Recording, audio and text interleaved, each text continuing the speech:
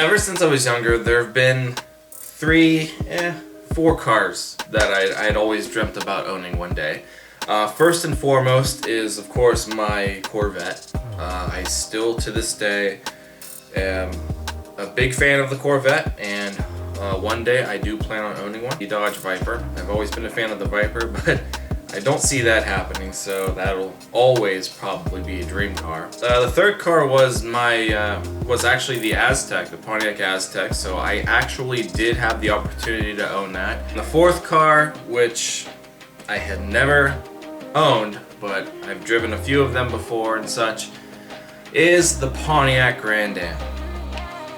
Yes, the Pontiac Grand Am. I am specifically fascinated with the final generation Grand Am, which is the 1999 to 2005 Grand Am models. It's definitely doesn't fall in line with a Corvette or a Viper. It's just a Grand Am. It's just your ordinary Grand Am. So then I was 13 years old and my aunt had finally gotten a new car. I remember she came to the house with this new car, and it was a 2000 Pontiac Grand Am GT. And seeing this car in person for the first time, like seeing it up close and sitting in it for the first time and stuff, I fell in love with this car. Right now, you are going to see an overview on the new 2000 Pontiac Grand Am GT. First of all, the GT model includes these nice 5-spoke chrome sporty hubcaps with the 4-wheel vented disc that can be seen through. The sporty wing at the back. The radio buttons are on the steering wheel, along with the cruise control buttons.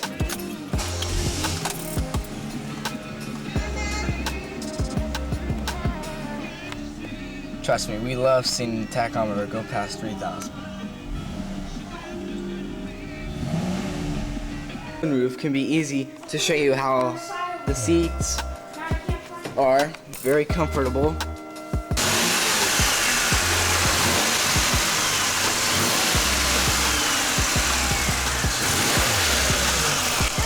My aunt actually lived on this property where, like, you know, she had a nice long private driveway and this huge driveway and all this stuff, and she would actually let me drive the car down the driveway and back.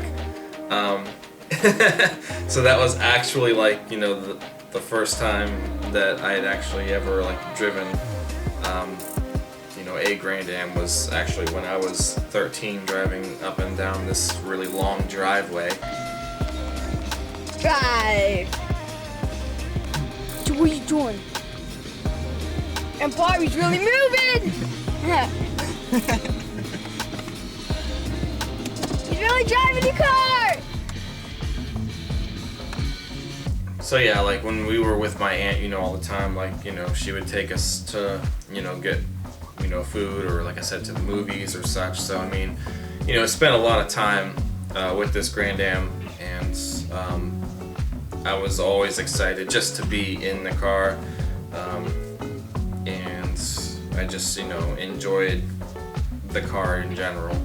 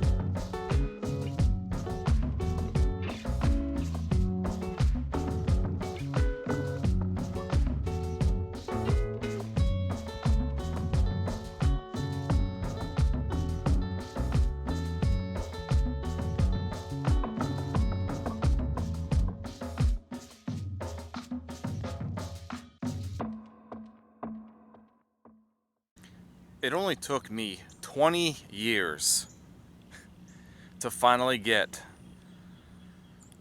the car that I've always wanted throughout my entire teens and the rest of my life, basically. 20 years.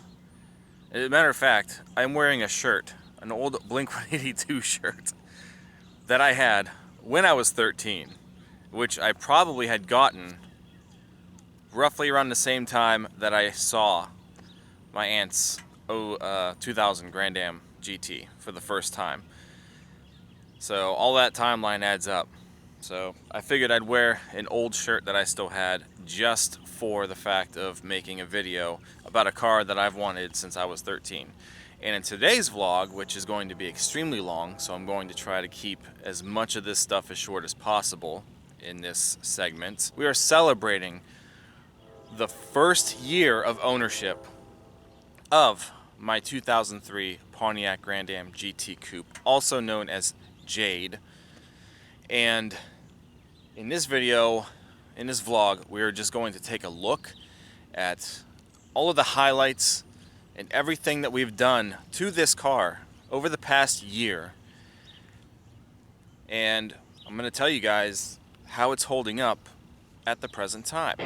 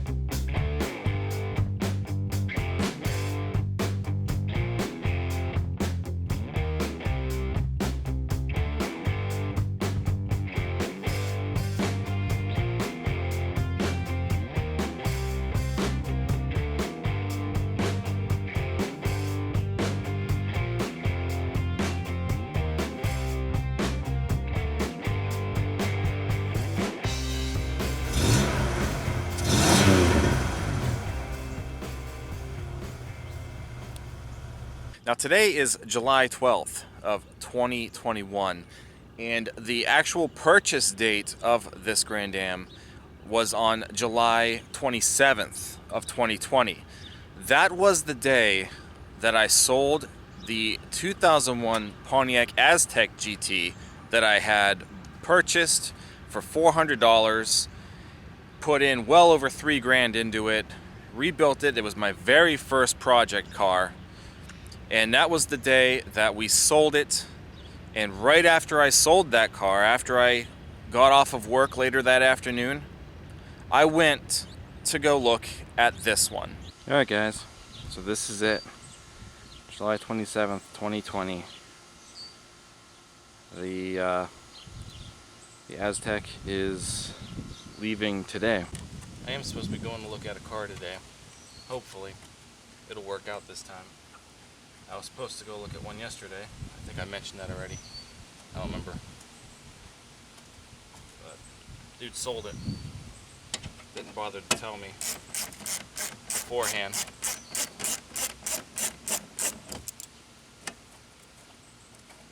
So hopefully later on today, this one will still be there for me to at least look at. Now this one here was not my initial pick. I did not want a polo green Grand Am. I wanted to first go look at an orange 2004 GT sedan, but the lady that was selling it would never get back to me when I made arrangements. And from there were a couple of other ones I wanted to see. There was a red one. There was even a black one that I was interested in, but I later found out that that one was only being sold for parts. It was not in the shape to be on the road or anything. So I was actually thinking about giving up, and on the day that I was selling the Aztec to somebody I know who needed a vehicle in a kind of like an emergency situation, she just needed a vehicle. On the day that I sold that car, I made arrangements to go look at this one. And like I said, the green was not my initial pick, and I wasn't crazy about it at first. But let me tell you something. I am indeed very glad that I picked this Grand Am. I really am. She originally wanted $850 for this. Now, I told her, you know, I was making arrangements to go see it. She got back to me and told me that somebody, because she had to get it out. She was moving. The car was not in very good condition. Also, the rain is coming down, which is very ironic because the day that I brought the car home, it was raining. But yeah, so she said somebody was actually going to buy it off of her for $600. And she said if she can top that, or if I can top that, then I would be the one who can actually buy it, you know. Now whether that was just a selling tactic, maybe, I don't know. She seemed like a very nice lady. She you know, told me everything she knew about the car, so I just offered her $750. And I went later on that night, like I said, after work. Me and my wife drove to go see it, and I gave her the money up front. And about a week later, when I was able to make arrangements to rent a trailer and get a pickup, we towed it home because it was not in drivable condition at the time. And that is where the journey of rebuilding my dream car began. To be quite honest, for a car that cost me $750 to buy, this thing has been phenomenal so far. Absolutely phenomenal. I mean, it is an old car, you know, 2003, it's 18 years old, and you know, it's got its issues, but this thing has really performed in a way that I was not expecting it to perform. We did work to it, and as you'll see in the clips to come, you know, we did quite a bit. We did a lot of electrical stuff because somebody before me, way before me, did a lot of goofy things with a lot of goofy systems in the car with electrical. So we had to fix some of that stuff. Obviously, the entire top end of the engine needed to be rebuilt, much like we had to do with my Aztec when I bought it. So we did that again. There really hasn't been a whole lot of other things. We just put a battery in it, which was kind of shocking. I didn't think I'd have to put a battery in it, but that stuff happens. The driver's side window still acts a little funny sometimes. I mean, there's just little things here and there, but for the most part, this car has been solid. It has been absolutely solid. I mean, I wasn't planning on driving this car the way that I drive it. I mean, I drive this thing like, you know, there's been weeks, it's been a daily driver.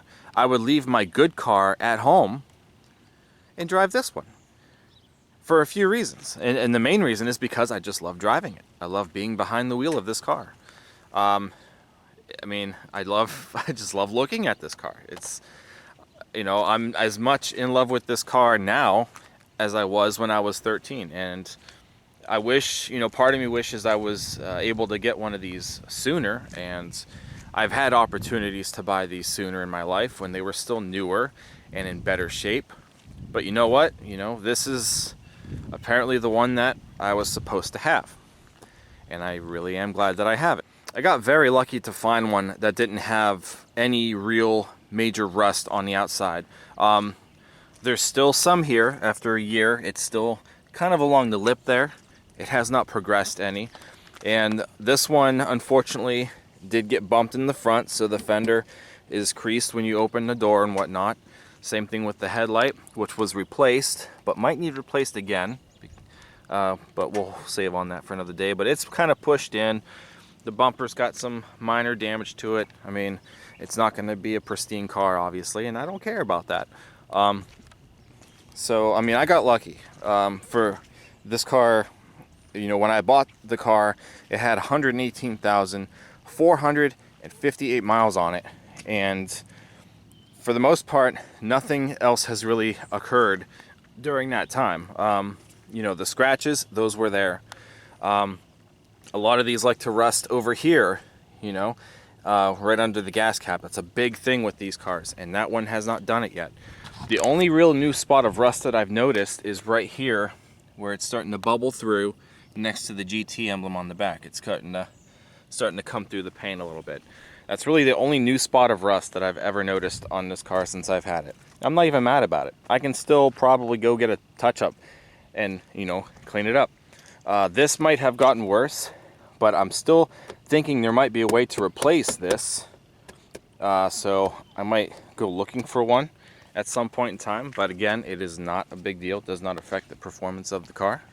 The windshield was cracked when I bought it, and the cracks kind of moved down more toward the, you know, away from the center of the windshield. So the crack, slightly getting worse. That's really it. Cosmetically, there was no point in washing the car today because of the rain, but when it's clean, it looks fantastic. Some of the ones that I looked at online, cosmetically on the inside, were in worse shape than this. This one is not bad. Now, I still did not do any major interior detailing to this thing yet, so it's still kind of got some dust on it. It still hasn't been vacuumed out. I mean, I still have some stuff from like school and stuff sitting back here, so I mean, I haven't really gotten to make it look pretty yet. But by the end of the summer, I will have done so. But, you know, the dash, a little bit of curling. The center vent is cracked a little bit. That's a very common thing. I'm not even upset about it. The rest of the dashboard is in great shape. We have all of the climate control knobs. A lot of the Grand Ams nowadays do not have all the knobs with them. We got our newer stereo, which you'll see if you haven't been watching these vlogs long enough. The seats are in pretty good shape, other than just, again, needing a nice detailing. The back may have never even really been used, to be quite honest. The headliner's not hanging down. I mean, this, for what I paid, you know, it's a good car. It looks good, and it's still in pretty good shape. And when I brought this car home, it did run, but it ran very bad. It needed intake and head gasket replacements. It also looked like garbage. It was a junkyard engine. This is not the original engine that came with this car. She told me it was replaced at some point before she bought it, and it still had junkyard rating and stuff. It looked awful. So when I had the engine apart, of course, we dolled it up, and a year later, almost a year later, because I pretty much got on this car, working on this right away, almost. But I mean, you know, I think my paint job and stuff is actually still holding up. The Rust-Oleum aerosol special here, it still looks good, and I think it's probably one of the better Grand Am engine compartments, stock anyway, without any aftermarket modification that you can find. So this engine is still running great. We have not lost any oil. The oil is still looking clean, and we are almost at our second 3,000 mile oil change interval since this engine was rebuilt. It'll probably be like the 4th or 5th oil change overall, but it'll be the second time that I've actually let this engine run throughout its full service interval on oil. I thought this engine was going to be trash when I brought it home, and it's turned out so far to be very well. Now we're going to quickly go over everything that I have replaced on this Grand Am throughout this entire course of the year, and I try very hard to keep records of everything that I've, you know, put into the car. I'm going to try to go through this quickly because we got some memories to look at. So let's begin. We replaced the turn signal / hazard switch. We replaced this left fog lamp assembly up front. To replace the fog light, we had to replace the front bumper reinforcer, which is behind the painted bumper. We had to replace the horn and the wiring for the horn. We had to replace the monsoon CD player, not this one. We also had to replace the wiring harness behind the stereo to the stereo. We had to replace the sunroof assembly. We had to replace some relays in the relay center, as well as the coolant bypass tube here, and the rear exhaust shield, which you cannot see from this angle. During the engine rebuild, we spent money on Felpro head bolts and the Felpro head gasket kit. We also had to replace the oil pump drive O-ring, which can't be seen from up here, as well as the thermostat. The spark plug wires are new. 4 gently used 225 50R16 tires that I got from the junkyard, still in pretty decent shape. We had to replace the cruise control buttons. We had to replace the driver's side window regulator clips and the epoxy to apply the clips to the window, which we might have to do again in the future. We had to replace that fuel pressure regulator, as well as a section of this vacuum line for the HVAC control. We had to take our turn signal stock apart and clean it off, clean the contacts. It is working fine now. Now we purchased the As Seen Monsoon CDN cassette player. This one actually has a full working display and good looking buttons. We replaced this passenger side headlight assembly, front brake pads and front brake rotors. The passenger side unfortunately needed a brand new front brake caliper. We just replaced the battery with a used AC Delco 75S series battery. And last but not least, we had to replace this driver's side taillight assembly with circuit board. So all in all, if I calculated this correctly, and if not, I'll just fix it on the screen. But I've spent a grand total of $1,666 on this car, and that's including the price of the car and the trailer rental to bring it home. So just alone in parts, toward the end of this first year, I just made it past the price of the car, which is actually pretty good in my my opinion. So I didn't end up spending like over $1,000 some 6 months ago to get this thing running or anything. The car was $750, and I think in parts we're just somewhere around $800 to $900 in parts in the first year. I don't think that that is bad at all, to be quite honest. I bought the car at $118,458. So as of right now, I've only put 6,417 miles on this car since I've been able to drive it. And now obviously if I was able to drive the car from day one when I brought it home, it would have had a lot more. But she sat in the driveway for I think about 2 or 3 months this time before we were finally done with the engine rebuild and got everything else in order, which again, this car really didn't need all that much to keep it or to get it back on the road, I should say. Not like the Aztec where we had to do suspension parts and tires and not, you know, the engine and transmission lines and brake lines and power steering lines. I mean, this one kind of didn't need any of that stuff yet, and it probably will. You know, I don't want to jinx it. You know, the transmission lines could start leaking at any time, I'm sure. Same with the power steering lines. You know, and I honestly think the real death of this car is just going to be the rot underneath, unfortunately. Eventually, you know, the suspension in the back may not have anything to hold on to, or the floorboards are going to rust out or something. I honestly think the rust is going to kill this car before anything mechanically does, because everything is running great. And like I said, I don't want to jinx it, but you know, it's just been an awesome car. Transmission shifts great. I'm really surprised with the mileage. It may be the original transmission, it may not be. I know that, like I said, the engine's a little younger than the rest of the car, but was in bad condition when we bought it. Nothing leaks. I have the window down a little bit right now, so it's getting wet over here, but sunroof doesn't leak. It's just been really good. And again, you know, it's got flaws. This switch here for the other window does not work, so that has to be fixed. This actuator in this door to lock it also doesn't work. I've contemplated on whether I actually want to replace that or not. It's really not that big a deal. There really isn't anything else, I don't think, up here that is breaking. Like I said, everything over here seems to be fine. The air conditioning doesn't work. I knew that going into it, and I don't care. Except for days like this, it'd be great to have air on a day like today. So I think that's all that I'm going to do for this section of the vlog, guys. I pretty much got my point across. I knew I was going to get one of these at some point in my life. Again, didn't really plan on getting one that I was going to have to fix up.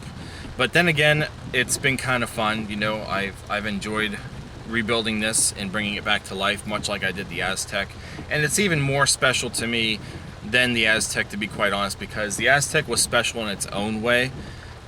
This car is just something that I've always wanted, you know, and I know it sounds goofy because of what it is, but it's just been a car that I've always been fascinated with, and I have no regrets on getting this one, and I really hope I can keep this one going for quite a while before it's either time for the junkyard or, I don't know, something else has to come along or something. So, and I still plan on getting another tech to do the same, but who knows when that'll be. I'm just really happy with my Grand Am. I didn't necessarily intend on filming today, but I had nothing else to do when I got off work, and I guess picked one of the worst days to film because of the rain and the humidity and the storms coming in.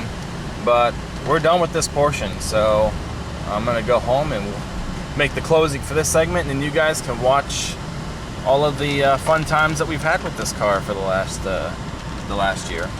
All right, so that's gonna sum up this portion of this vlog.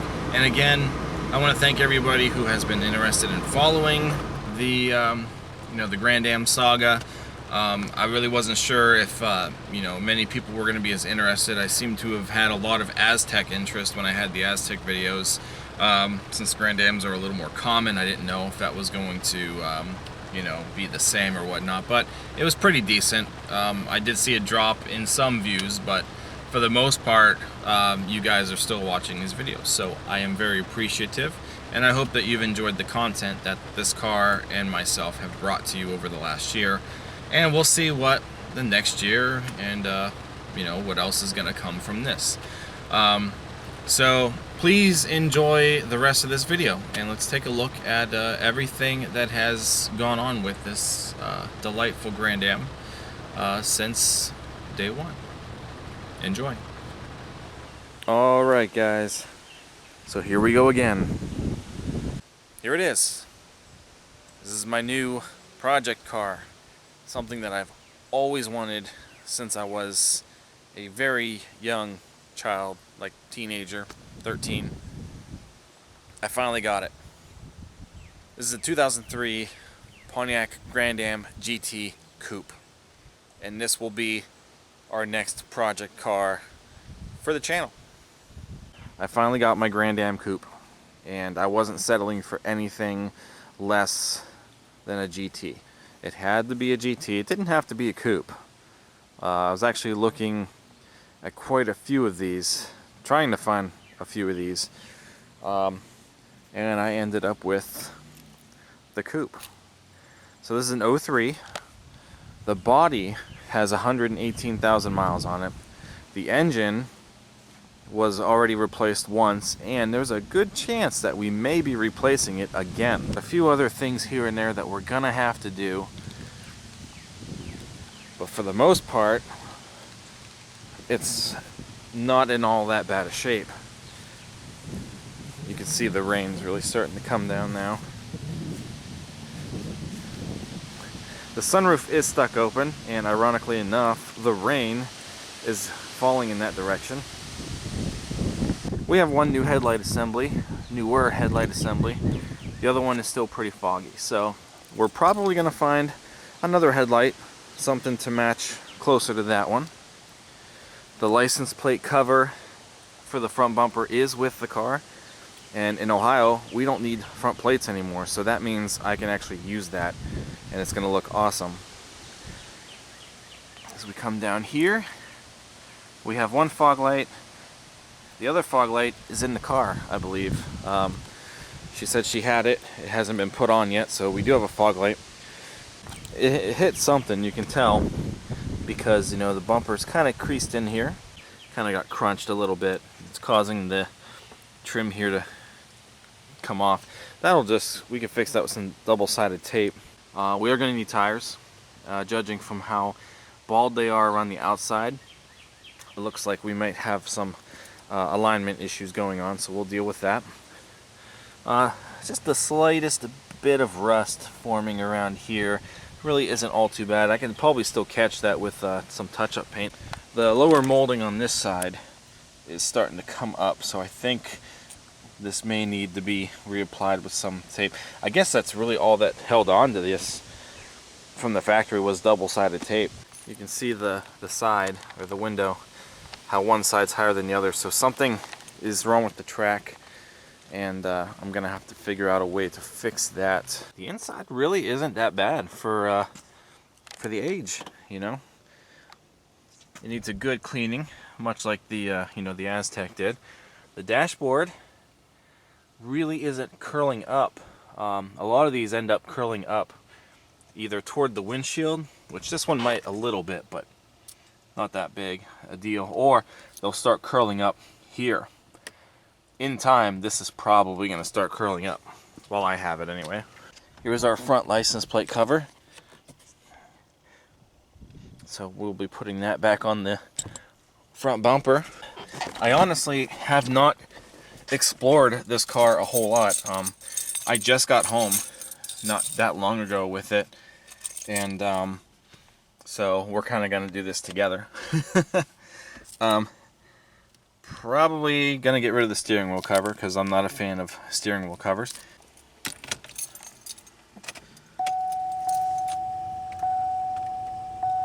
So, like I said, 118,458 miles on the body at least. Maybe the transmission too. I'm not gonna start it yet because, well, you'll see why when we actually do start it. So we got cruise.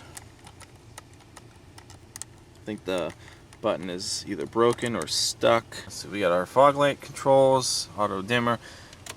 I didn't check to see if all the illumination is there, but it looks like it is, so that's awesome. No burnt out bulbs on the cluster at least. That's good. As you can see though, we do have the burnt out stereo buttons. A typical Pontiac thing. So this one does have the Monsoon sound system with the CD and cassette player, which is awesome. It's kind of cool to have both. Cubby space, cup holders, leather shifter with the grip. I love the grip. Manual. I think, yeah, we do have the manual. Cover's missing. Got some napkins. That's it. I have a whole 03 manual with my collection upstairs, actually. But good to know we do have a manual in here anyway. Yes, it does run, but it's not running very well. In fact, there is a chance that this engine here is complete junk. So obviously it's the 3400 V6, a 3.4 liter. Very famous engine in the GM world for several different reasons. On the Grand Am GT, it comes with ram air, which gives it an additional 5 horsepower, so it brings it up to 175 horsepower. This engine sounds like it's on its last leg. It definitely needs intake and head gaskets. As you can see, it is leaking really bad down there on the sides, and you can see it over here as well down in there. So head gaskets, intake gaskets, gone. It's done. It needs to be fixed. In fact, if you take a look at the oil cap, which is usually stuck if they're all gunked up like this one is, yep, there's our magical concoction. So contaminated oil thanks to the engine coolant, which the bottle's I think empty or close to empty. The low coolant light comes on. The nice thing, however, is it does run, obviously, and it does drive. I pulled it into the driveway off the trailer. It goes into gear, and like I said, it moves. She was still driving it for, you know, for a while, and yeah, so you guys want to hear how bad this sounds? Here we go.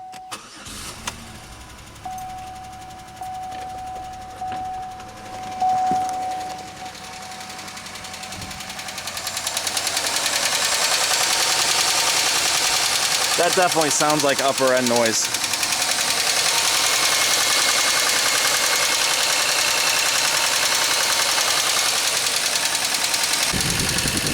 I think that'd be a whole lot worse if it was a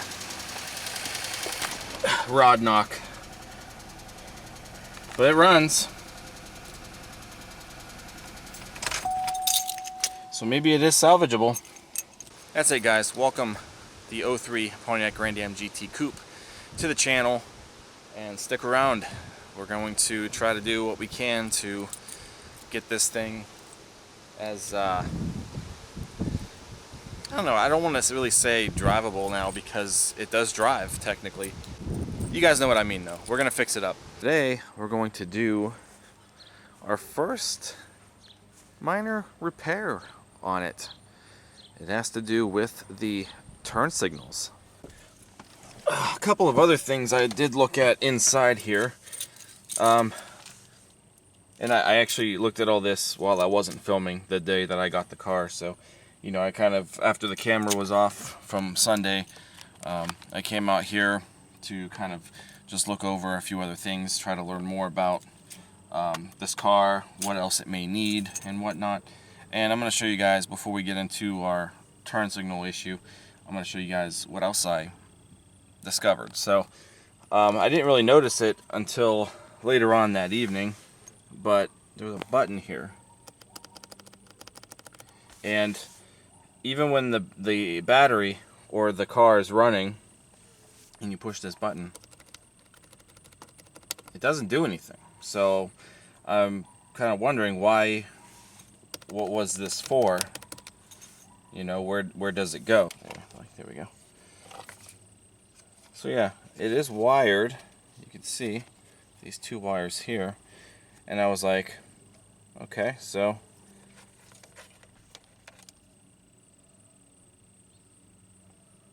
it's been cut. They've been cut. So there's a useless button here, and no idea what that button was ever used for. Never gonna find out. So then I was like, okay, so that's a useless button, obviously some sort of aftermarket thing. So now we have a hole here. So what I'm gonna do is I'll probably end up going to the junkyard and finding another one of these plastic pieces here. The gas pedal. I didn't notice it at first, but this gas pedal is definitely not a normal gas pedal. So I might try to find a other gas pedal. And then also we have some wiring here. So not exactly sure what kind of aftermarket accessories were in this car at one time, but I'll probably take a look into that at some point in the future to see if it's anything that we don't need. It could be maybe at one point it had an aftermarket remote start on it. So I don't know, but you know, I got, you know, things. There's another wire hanging out here. Who knows what this is going to? Yeah. Well, it turns out the actual switch is gone from the backside of the steering wheel. So those are literally just the buttons hanging out there. And then here's the here's the plug for the cruise. So we're definitely gonna have to fix that. Then I decide to get my my phone out, because I didn't have the camera with me, and I actually recorded this with my phone. So I'm gonna show you guys what I recorded here. That way I don't have to try to get it to do it again, you know, because I don't have all that much time to be out here doing it today. So in the video you're watching, we're flicking the turn signal, and we don't have anything coming to the cluster as far as, you know, our lights and whatnot. I got nothing. But then I push the hazard button, and as you can see, the hazard switch works perfectly fine. Both of the signals are operating as they should. I try the switch again, and as you can see, we're not getting anything at all. But then I had the idea to hit the hazard switch, have the hazards running, and then I turn the turn signal on while the hazards are running. Once I turned off the hazard switch, the turn signals were working perfectly fine. And this occurred quite a few times. This here, this box right here, this is our turn signal switch. That right there. You can see the different positions. And the turn signal switch for the signals actually gets its power from the hazard switch. And this is all of our hazard switch wiring right here. So the hazard switch is responsible for enabling the turn signals. As a matter of fact, when you have the hazard switch on, the clicking is coming directly from the button. You can actually feel it too. Now the cool thing is, and I didn't know this until yesterday, but the lady I bought this car from did tell me, you know, there's a box here, and she told me that we have a new fog lamp assembly for the front bumper. And yes, we do. We have a brand new fog light that we get to put in at some point. There's no fog lamp at all on this driver's side of the bumper. But underneath this fog light was this. An authentic AC Delco part. There's your part number. And look, it's our brand new hazard switch. Here we go. So there's your traction switch and your hazard switch. This whole thing here is what we have to change. So how we get that out of there is, looks like these two tabs here need to be squeezed in. There's a tab there and a tab there, and I think we just push it through.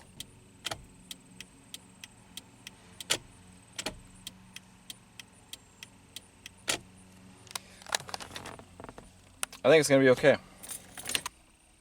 But as you can see, this radio it's worn. So all the buttons, all the coating on the buttons are kind of off, and you can just see the red behind them. And the backlight is burnt out as well. But another thing that I discovered when I was tinkering with this the other day to see if it worked or not was the CD player does not work. But let's put a CD in.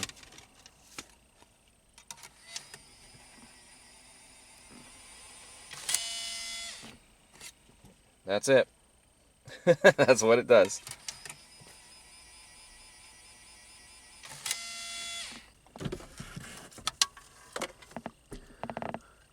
Oh, wow. Yeah, somebody has been back here for sure. Oh, yeah. That's fantastic. We're out here in the hot sun, the hot car. We're going to attempt to fix our wiring mess here. So, yeah. This is where I'm going to be a little nervous because we only really have one shot at this. So we have to be as good as possible. This is what I cut off a few days ago at the junkyard. I already cut the ends off, so we just have to twist them into the new wire. I even looked, and in the last Grand Am that I cut the other one off of, there is nothing coming through here. So this is something else. I'm really afraid to know what it is. I might, let's see, it's, what, do they have 2 wires going to this one? It's like, what is this going to? It's probably going maybe as part of that aftermarket remote system. Is that it right there? Yeah, there's my wire right there. So, where do they have that routing to? Let's see. white wire here. And where's it going? It's going back. Can we see it? Does it? Oh, it probably goes into here. They probably routed something into this box. But I don't...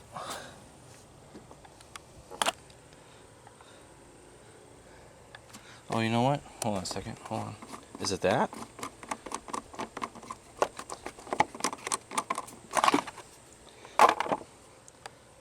I think it's this. It's this. They have it tied to the battery positive on the box, the relay box. Got our wire clip on the orange wire. I have to find my clip. Turn our voltmeter to DC.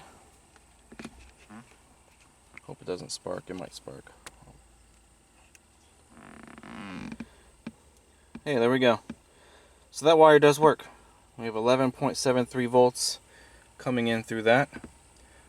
This car hasn't been started in a while, and I've been running the battery from the obviously the lights. I'm trying to diagnose the sunroof thing. So yeah, we do have power coming through there. That orange wire is the hot at all times, coming directly from the relay or the fuse block under the hood, I think.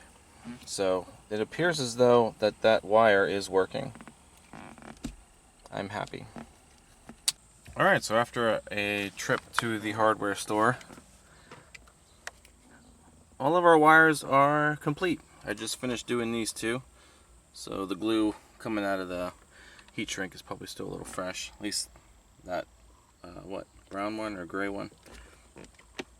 So this is what we're left with. Now all we have to do, I'm just double checking everything, make sure we're okay.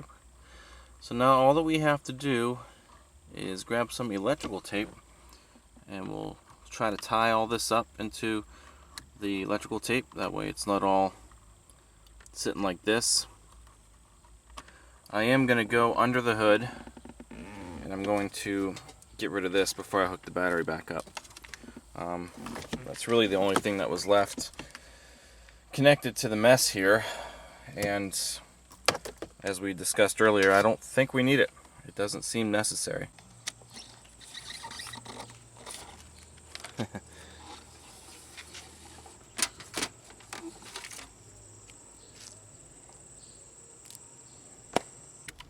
Alright, and here we go. So, not too shabby. And that is fixing, or replacing, I should say, replacing the sunroof assembly.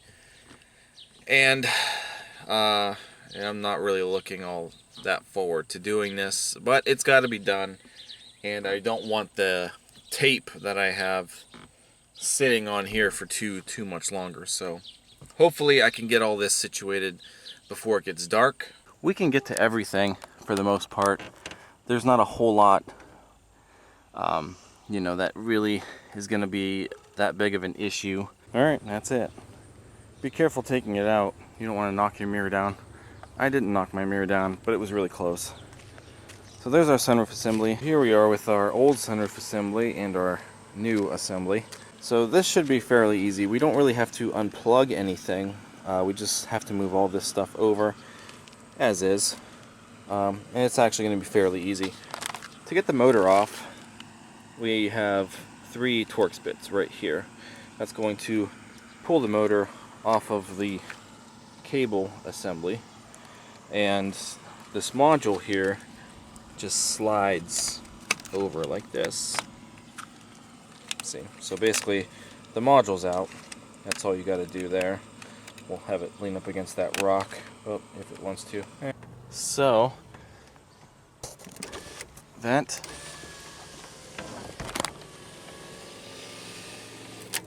ooh, look at that. It probably needs a little grease. We're not going to really be using this anytime soon, so I'm not going to worry about it. So it opens. It's closing. It should be closed, I think. Cool. There's our new bezel without our weird hole in it. All right. Great. So I ended up tearing out this entire remote start system. I didn't film it because I really wasn't sure how I was going to do it, or how all of this was actually, you know, wired into the car. But basically I just ended up cutting a lot of this out. They didn't really seem to cut or separate any of the factory wiring. They did cut into it, and then they would tie in. They tied this into it. But this is what I had to do last night. There's stuff everywhere. And it started getting dark, so I didn't get to finish it. I had to unplug the PCM, both of these harnesses here, so I got to put them back together.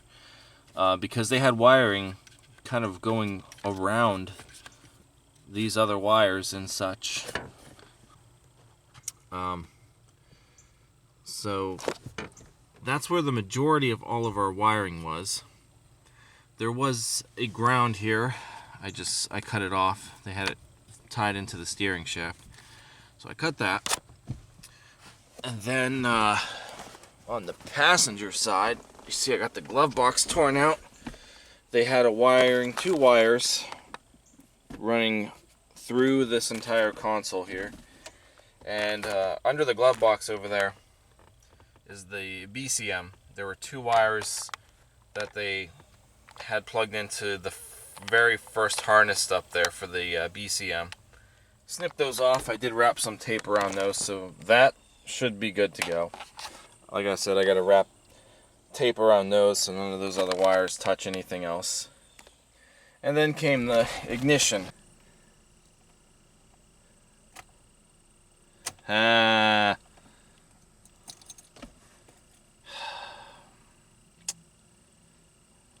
this isn't good.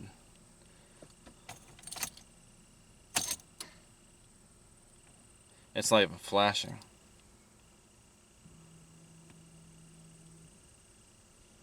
I hear the fuel pump trying to cycle.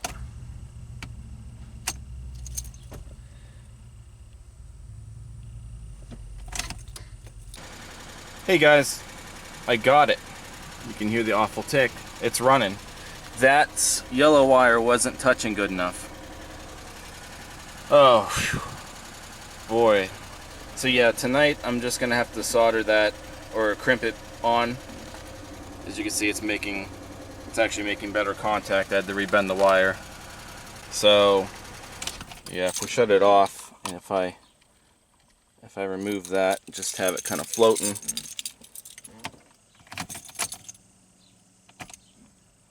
That's what it's doing, yep. That's what we had the problem with. Alright, so try to get that to touch back on there. I think it is.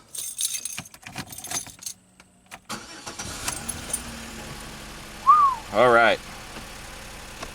Awesome. You have the key in the ignition and you turn it to the on position. Obviously all the lights come on. And one thing you're going to notice is the service vehicle light comes on.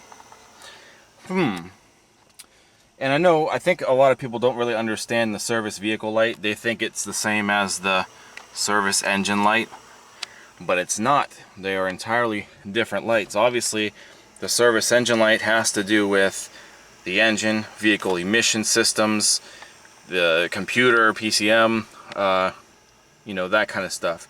Service vehicle soon kind of has to do with, well, in this case, the lights.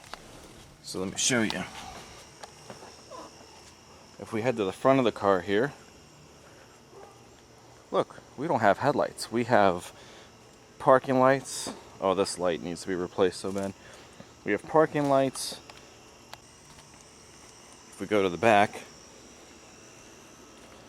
we have tail lights. We have the license plate light.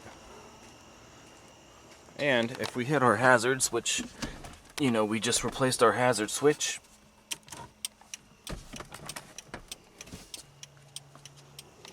Whoop, sorry guys. We have hazards.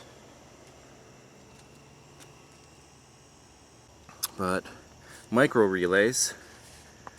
Number 19 is the auto parking lamp control. Number 20 is the auto headlamp control.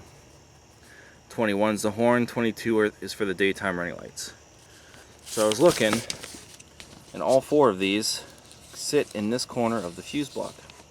So basically, if we look at the relay center here, we have 19 here. That's the parking lamp control. Here's our headlamp control, horn, daytime running light. Let's swap them. So I'm going to take the horn out first just because it's kind of easy. I'm going to put that off to the side. I'm going to take the daytime running lamp one out too because I still need room, so we'll put that one over here so I don't mix that one up. And here's the one that I think is our culprit.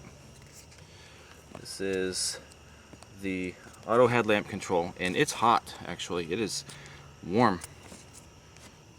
The other ones didn't feel like that, so I'm going to leave that one out. We're going to put that one right here. Okay. I'm going to put this one in. This is the one that was for the daytime running lights. I'm going to put that here. No, I'm going to put that one back. I don't know why. We'll just put that one back. I'm going to take the one for the horn. I didn't test the horn. It's obviously dark out now. So I'm just going to leave the horn empty. We'll leave that bad hot relay there, assuming that that's what it is. So we did some swaptronics with the relays. Let's see if we have auto headlights. Gotta make sure I have the right key. Yeah, alright. Here we go. Hey, look at that. We have headlights. And as you can see, the service vehicle soon light should not be back on.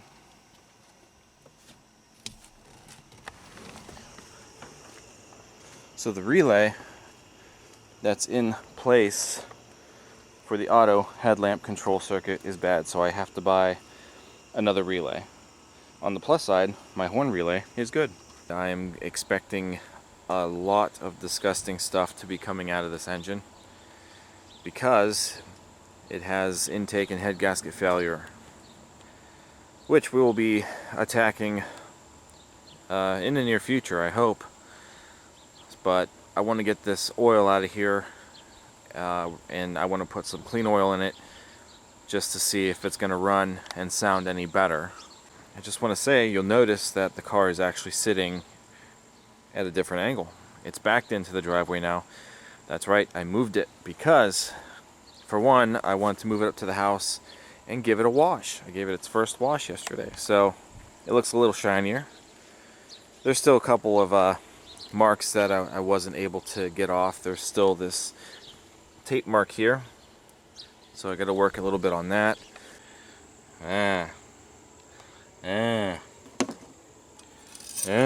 This is the big thing right here. Pull this out. That is the oil level. The full mark is all the way down here. That's where it should stop. But it keeps going and going and going and going. So this engine is basically flooded with contaminated oil and antifreeze. There we go. You.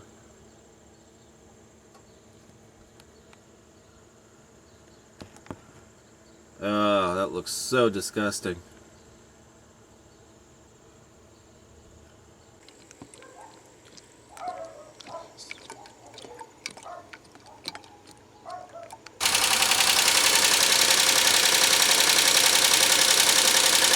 Noise isn't changing. Let's see how much gook actually came out of this engine. Alright, so here's everything that came out of it. We have two 5-quart jugs here. This jug is completely full, so you can say that's about 5 there, because if that's 4, then 5 would probably be right about the top of that. And down here, we are a little over the 3 mark, which would make that 6, 7, 8 quarts. If we were at 4 quarts, that would have doubled what the original amount or the proper amount of this engine should have had in it. So we have about almost 8.5 quarts. That's not even including the stuff that's still stuck to the drain pan and the funnel and whatever else is still in that engine, man. And the filter. But we were able to at least get 8.25 quarts of nasty stuff out. That's a lot. Alright, hopefully it'll just come up. Oh, and it does. Oh, nice. Alright, one gasket is stuck to the plenum. Velcro, so they were changed at one point. Cool, cool, okay. Nothing out of the ordinary. Carefully set this here. Back here. Ew! So gross. Oh boy. Ew. Ugh, yummy. Oh, you can still see where our clean oil is somewhat. Oh my gosh. Oh, isn't that lovely? Oh, it looks so chunky. Ew. Now it's free. Woo-hoo-hoo-hoo. And we'll deal with the thermostat and stuff at a later time. Oh yeah. That's what we're left with. So at this point, we can remove our intake gaskets.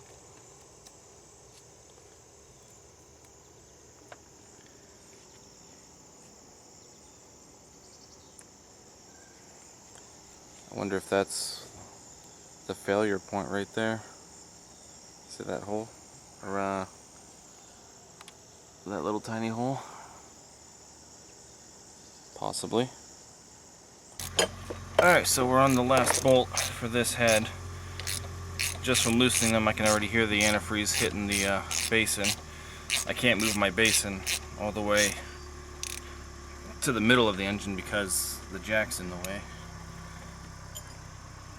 But just to show you guys, you can see the wetness, and it might be on the ground, yeah, a little bit. It's gonna make a mess. There's nothing I can really do about it. There we go.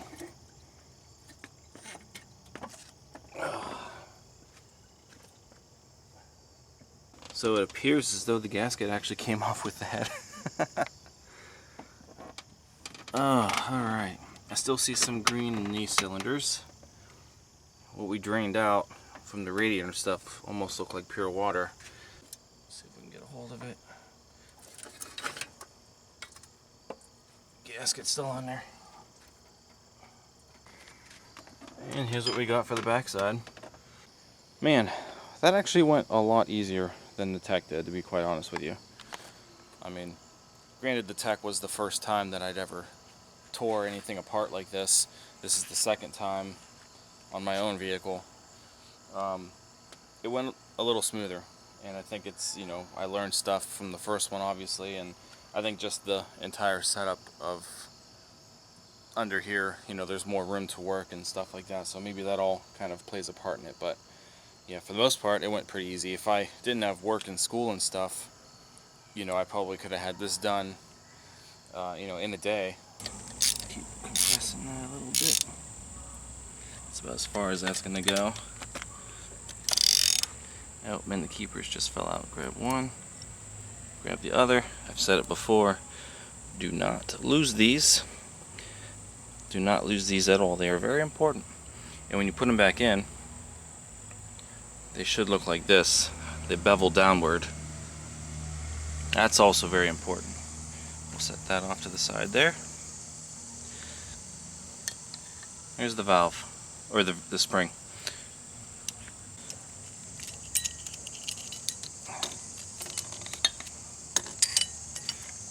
Okay, so now we got our spring. Here's our cap. and then the keepers. Then you can flip this up, push your valve out.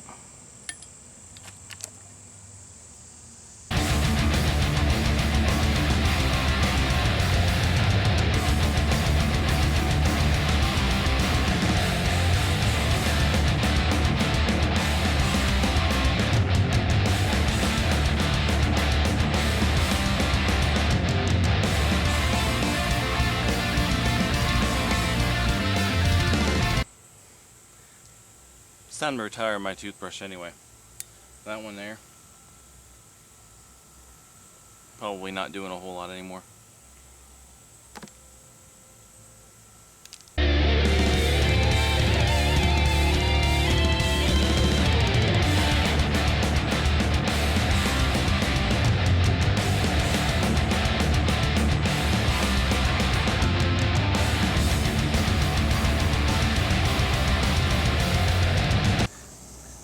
Alright, so the first one is done.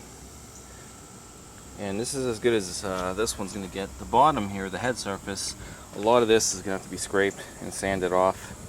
But, you know, for the most part, all the loose grease and sludge and stuff is off.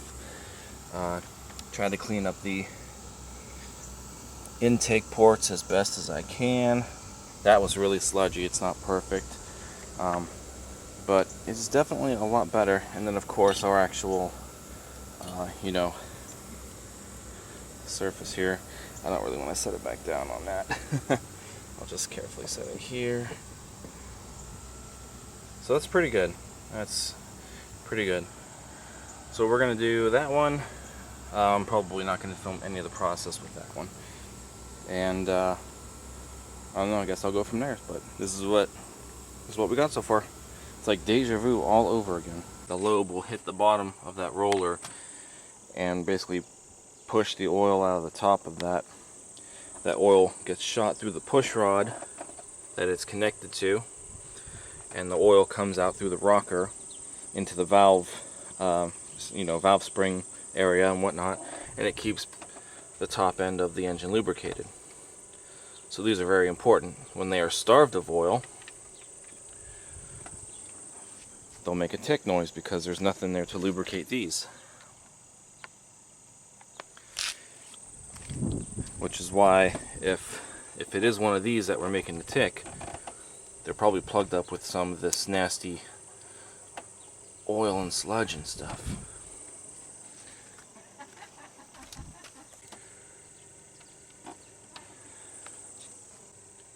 So you can see a little bit of our cam lobe at this angle there, the lobe down in there.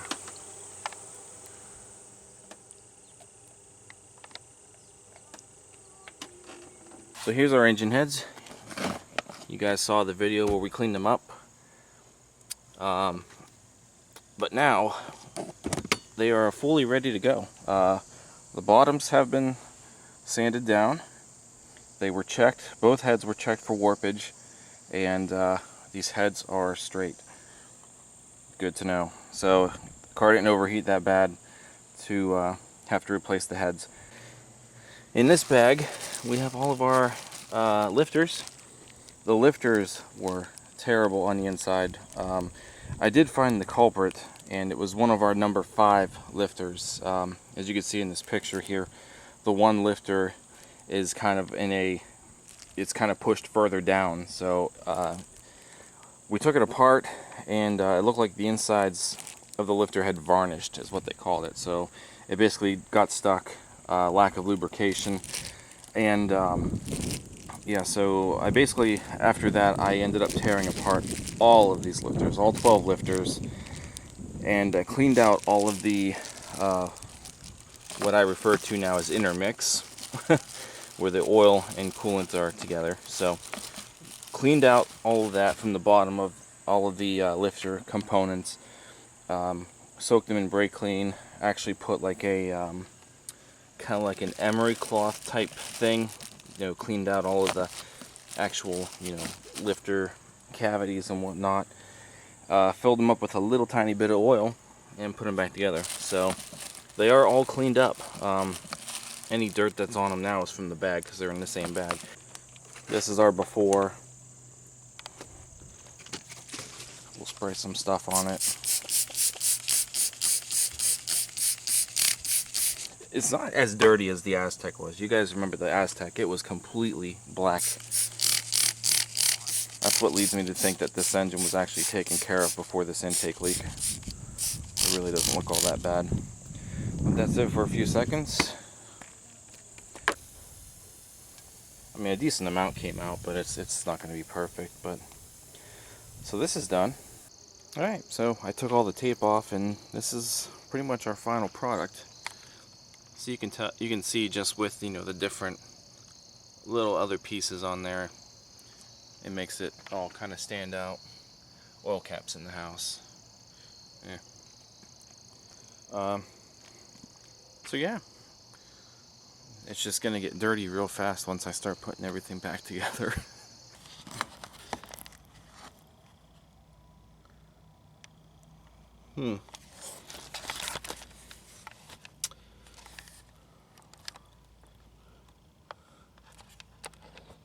Interesting. So my assumption was, if it goes in,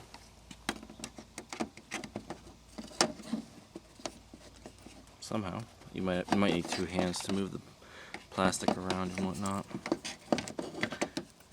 Yeah, hold on a second. So when you have the light down there, I think something's gone. That's what I'm thinking. I know it's not sitting in there perfectly fine, but you know, something along these lines here.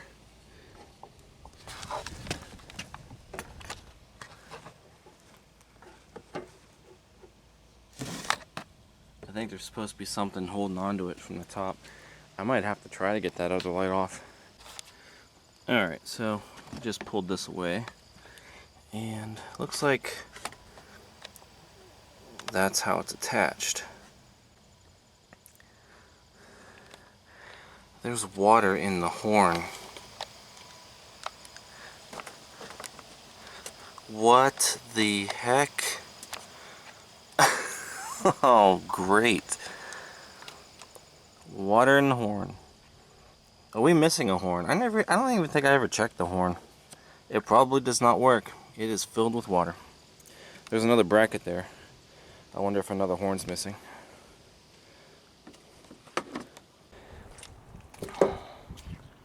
This whole thing here looks like our piece. It's the actual... it's not the actual bumper. It's plastic. I think it's plastic, yeah. I think it goes over top of the metal bumper. While I'm here, I might as well take this horn. Hopefully it works. Hopefully there's nothing living in it. Notice how the horns are placed off to the side and upside down. So whoever did whatever they did to mine, they really screwed it up. Even the wiring, you know, I don't know if I mentioned that. The actual wiring harness, there's no wiring harness. They cut into it and they put some other wiring on there. And you know me, I can't have that.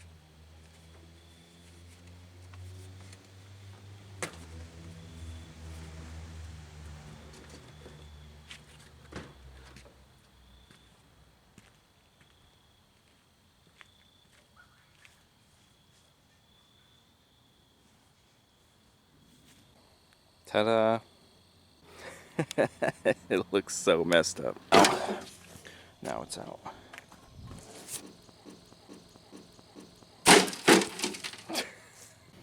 This is what the horns on the Grand Ams look like. There are two of them.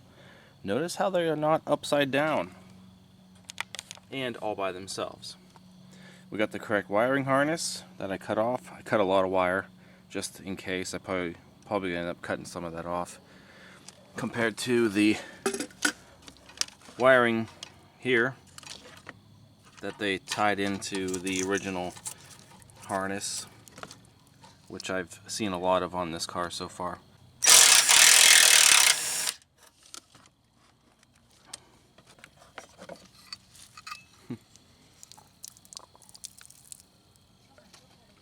Wow, Alright, so we got the wiring taken care of. At least, you know, if this thing turns out not to work at all, then at least the wiring half is taken care of. So I have to I'm gonna let that, you know, cure for a little bit. We'll grab some tape and tape these up. Alright, so our bumper reinforcer is back on. Now we can put our new fog light on. This is how this whole thing started. Simply because this little guy had nothing to hold on to. And now he does. Hey, hey, look at that. Finally. Alright, so it's getting dark, and I'm going to do my best to get that bumper cover back on and call it a night.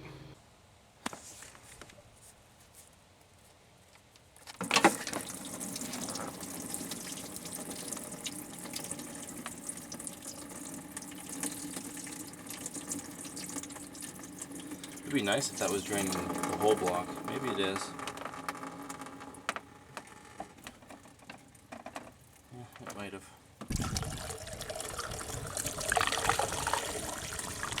Two.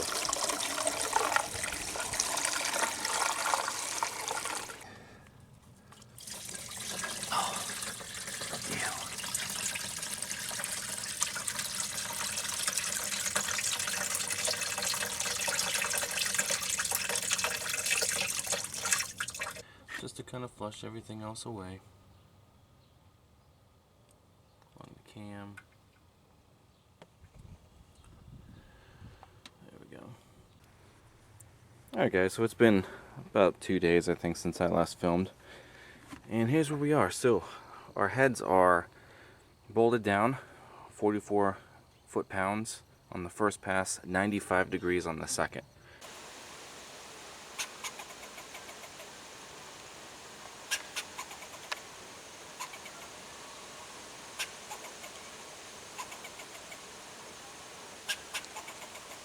Alright everyone, so we are in the final stages of finally getting this car back together. Basically, everything on this side has to be put back on. We got our spark plug, got new spark plug wires, Durlast Gold. They look pretty beefy actually. But they're all set to go. Alright, here goes nothing. Okay, not enough yet.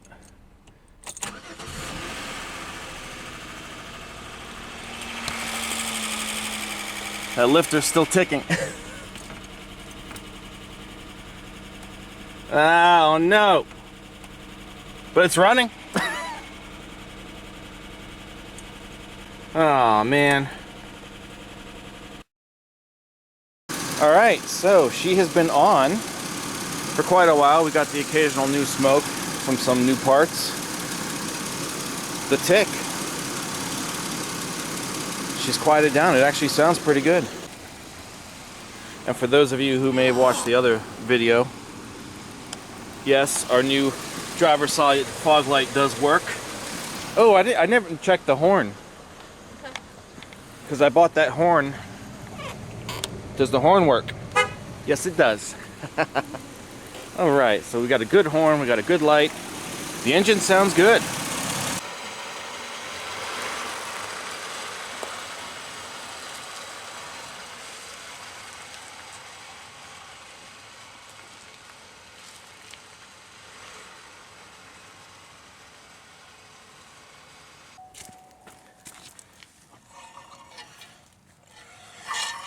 Yeah, that noise. It might just be the brake.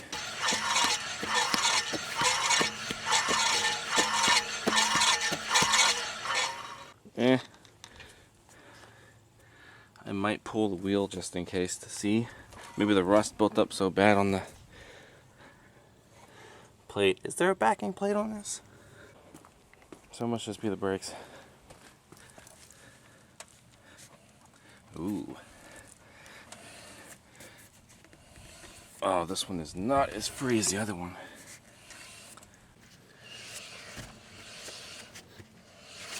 Whoa.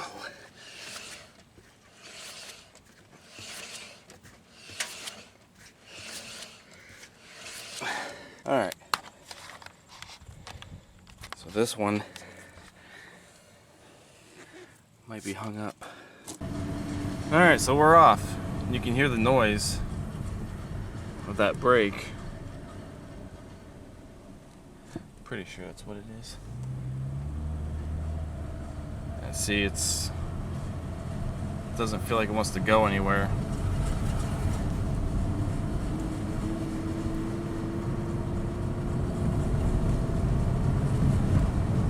Oh, then we hit second. And then it starts going. Look at the wheel. We're going down to the gas station to get some air in the tire.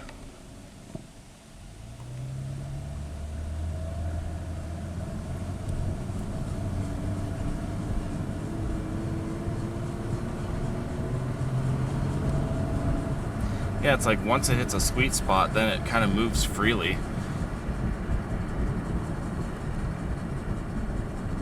This wheel is so crooked.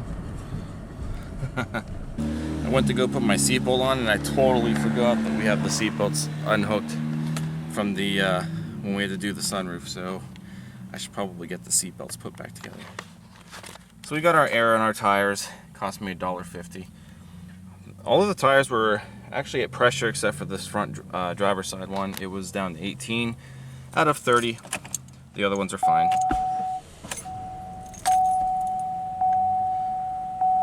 So, I guess let's go home. Our very first drive out, I noticed the car was really sluggish. It was almost like something was being restricted, or you had your foot on the brake while you're trying to accelerate at the same time. You don't go anywhere. There's no power. You have to really ease in to your accelerator, just slightly ease in to get it to start gaining speed and start shifting through gears. My very first thought was that it's going to be a plugged up catalytic converter. My coworker has one of those thermal imaging guns specifically for that reason. And sure enough, you can definitely see on the thermal imaging screen the drastic difference in temperature from one side of the catalytic converter to the other. You can put your hand on the back side of the catalytic converter and it's not going to burn you at all. It's barely warm. So, she needs a catalytic converter. The next thing that I want to talk to you guys about is the very first oil change. Now, I did perform the first oil change on this engine since it has been rebuilt and running. And I told you guys I was going to take you along. I did it at work before I left for the day one day after everything else was done. And, you know, I had all my stuff cleaned up. I went ahead and did the oil change on this. And I did take footage of the phone. So this is what the very first oil change looks like. It only had about 200 miles on the oil. So I'd only driven this thing for 200 miles. And let me show you guys what came out of it. 194.4 miles in, oil change. Alright, first oil change after the head gasket and intake gasket job. I had it running for a little bit. Let's see what it looks like.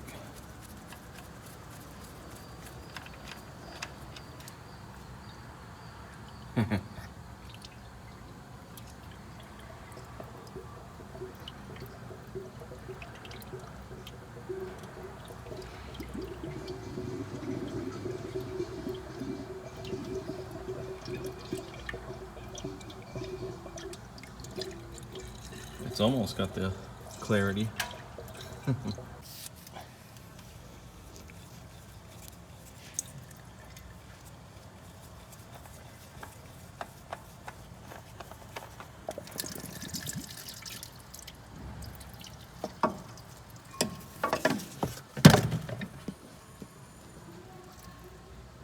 Cool.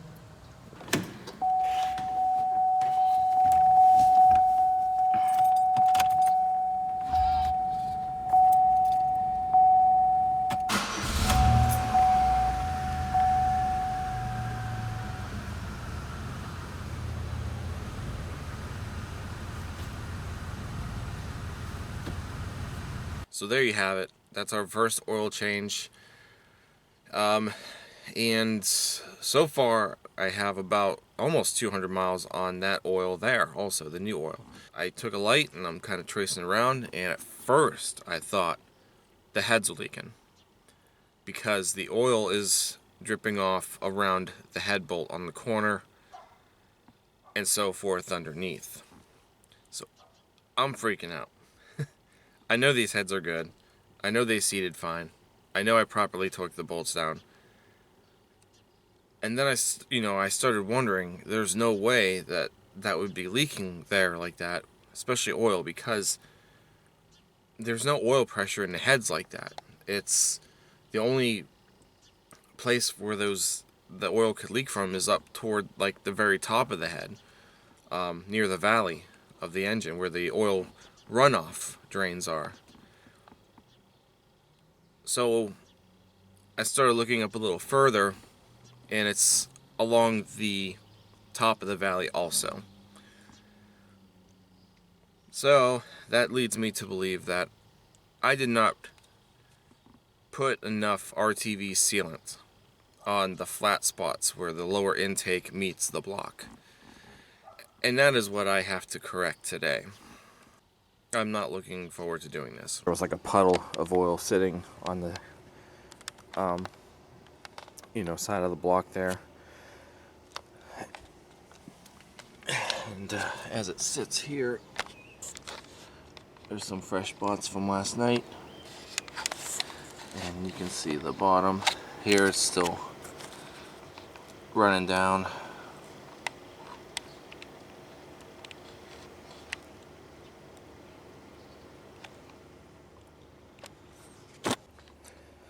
So I'm pretty sure that's the problem, and if it's not, well, then I guess it will for sure have a recoating of RTV sealant. So I guess we'll just see what happens. But I'm gonna go ahead and get started on it, and I'll touch up with you guys in a little bit. Alright, so here we are about 2 hours later, and we're back to this. So, I don't know, I felt like I put enough on there. It looks like it. I mean, well, it does kind of thin out up here. That chunk right there came off with the intake itself. But I said this looks pretty good though. See? So the gaskets look like they could be used again. Doesn't look like anything tore. Just I'll clean up the edges of them a little bit. Of course, we gotta scrape this off, scrape all this off. Try not to get any into the motor, but yeah, it looks like it thinned out right around here toward the end. Same thing on the other side.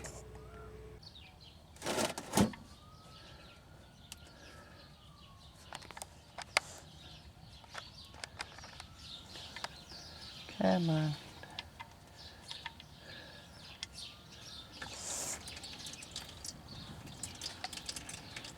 Yeah, maybe a little water.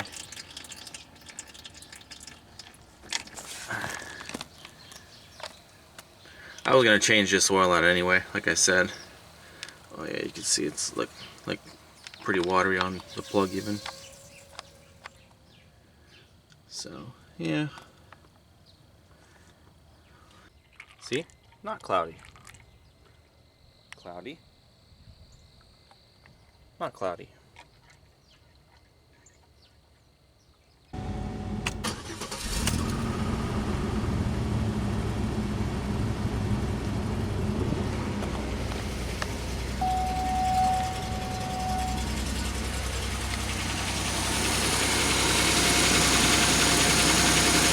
It looks like it's missing all of a sudden.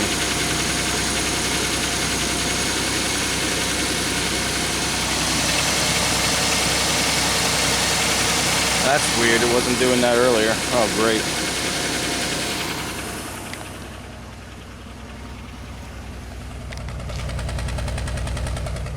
now it's got a miss. DTC info. Alright, let's see. We might pull up some other things since I drove it home, you know. I'm sure there'll be codes for the... Okay, there we go. So, injector 1 control circuit P0201 and P0300 engine misfire. Oh, so at that point it wasn't detecting the cylinder 1.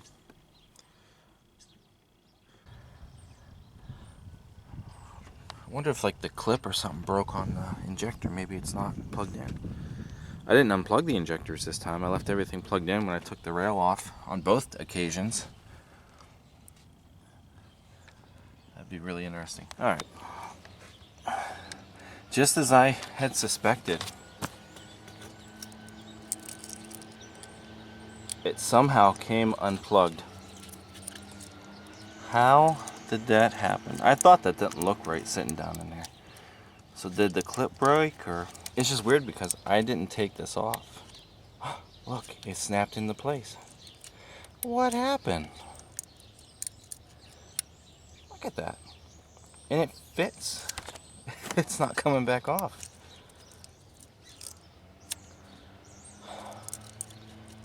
That's very interesting.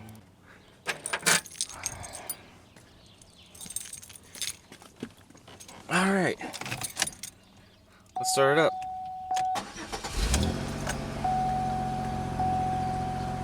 Huh. Sounds better already.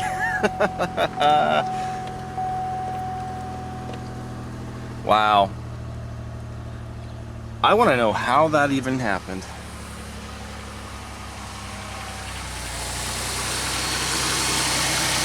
Oh, much better.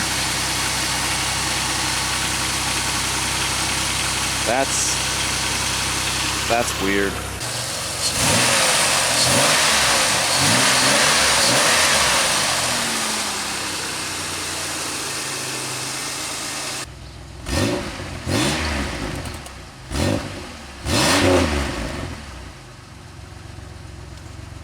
I actually have video footage that I'm going to show you guys of the most recent oil change that I did on the Grand Am. It's the first oil change after we had to redo the intake gasket job again. Not really redoing it. I had to reseal 2 areas because oil was leaking out of the engine from the intake because the RTV sealant that I used thinned out a little too much and didn't seal all the way to the corners, I think. So I had to redo the intake. I started the engine up, didn't even think about how much coolant was going to be dumped into the oil, and we got oil and coolant contamination once again. So we already changed the oil once. So far everything looked good, and this oil change that I'm going to show you guys right now is going to prove that as of right now the engine is top notch.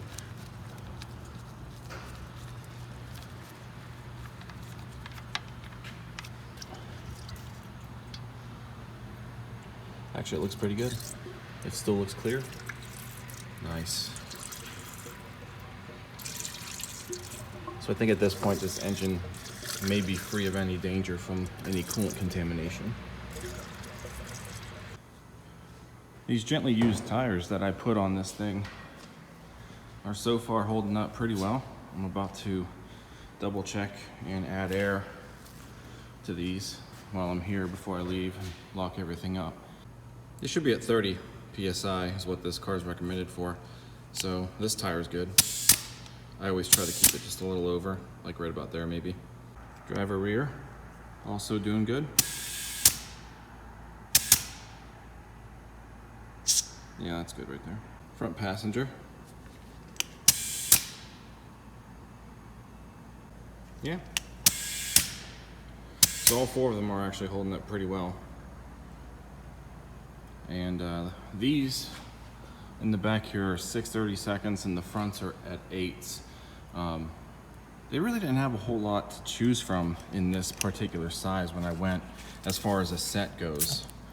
So that's why I have better ones on the front than I do on the back, but either way this car is so much better with these tires.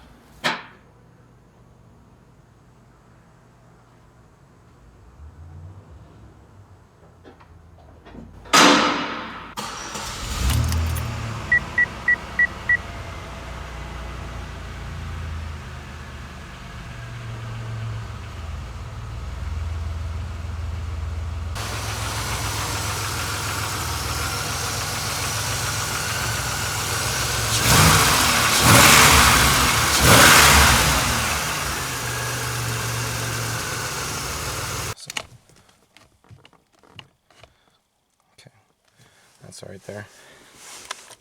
And here's what we got with our cruise buttons. So I don't understand how the buttons are still here. The connector's still plugged in. The actual little connector to the buttons are not plugged in. So I don't know what the story behind that is. Hopefully the cruise control in this car does work. Because if I had to go through all this for nothing, I will be a little disappointed. Those buttons, the Torx bit for that is a 10. A Torx 10. I actually grabbed the screws from the other set of buttons because I wasn't even sure if maybe all this was in here. But it looks like it is.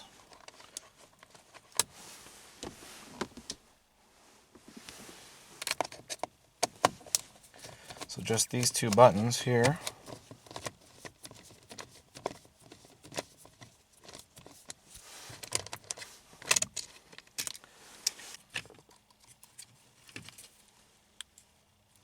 Push that in. Push that little thing in there. The back of the steering wheel wants to move. I'm going to need 2 hands. Alright, there. So that's what that should look like. So these little tabs here slide over top of the opening. That'll line up your screw holes.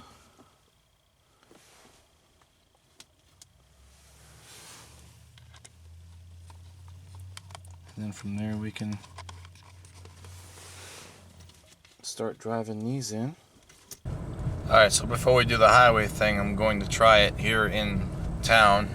You know, anything over 25, the cruise should be able to be used. So I'll do like, I don't know, 27. I've already got the button turned on. Let's hit set.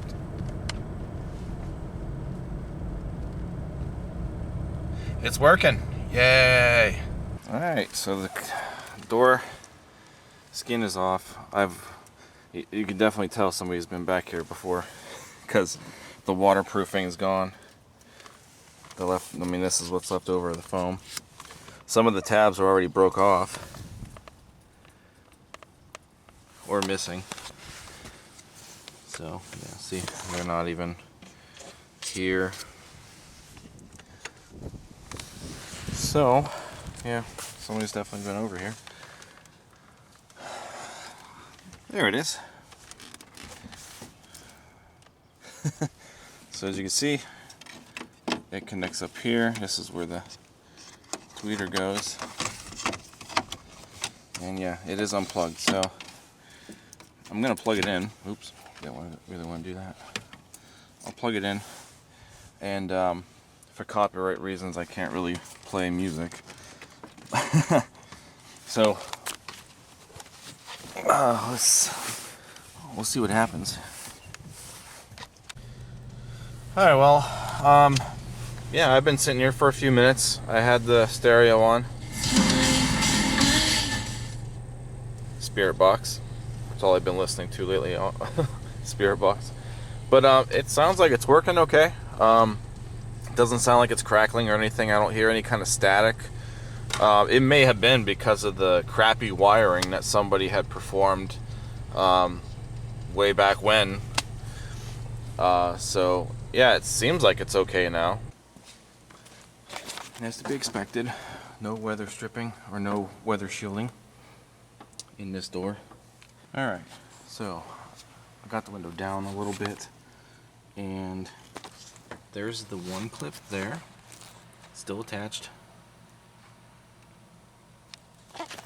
And behind this here, this is what's broke. And you can kind of see the glue and pieces of it.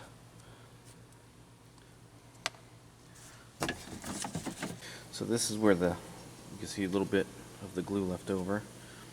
I'm going to have to outline this so we know where to put the new clip. And here's the remaining one.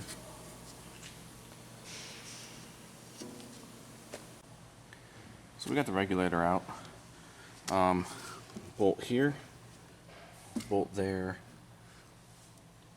here, here, here,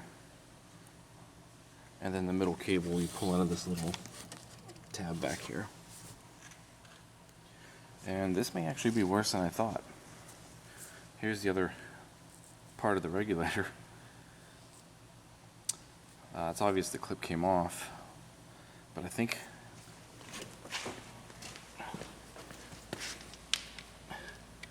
the actual regulator might have broke.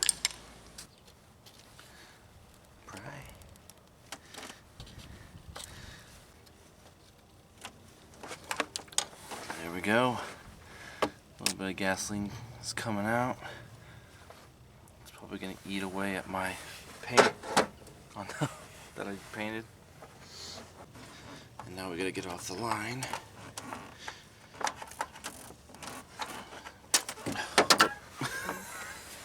Just like that. Nice.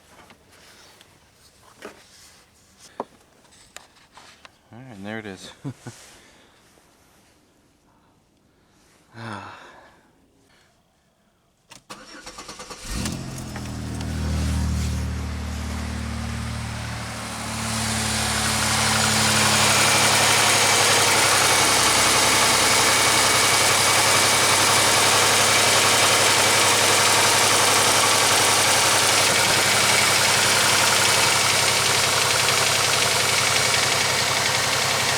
Yeah, I think we're good. I don't feel anything coming out from under the rail.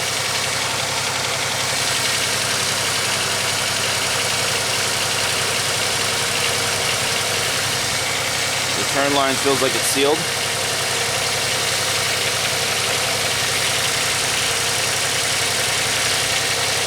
She's going to be noisy when she's cold. Those lifters are making noises when it's cold.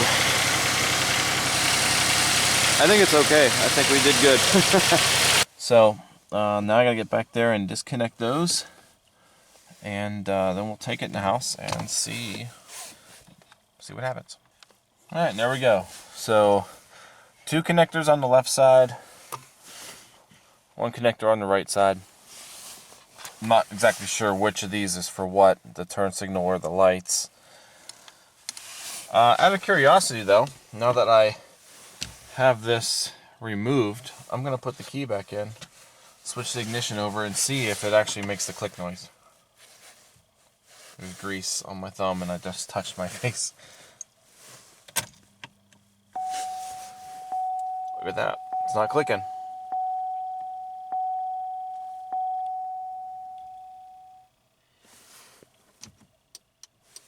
Hazards still work.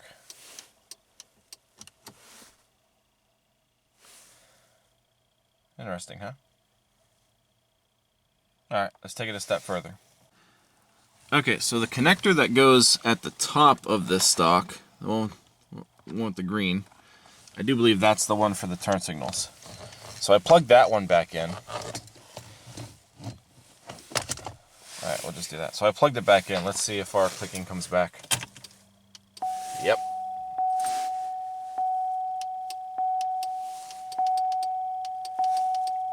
So I just proved that it's something in the switch itself that's causing this to click.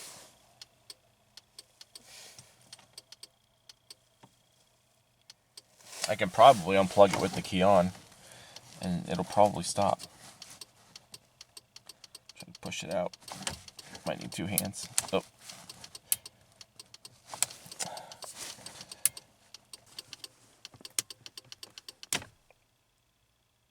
Yep. Alright, so stock it is. But that moves up and down, and oops.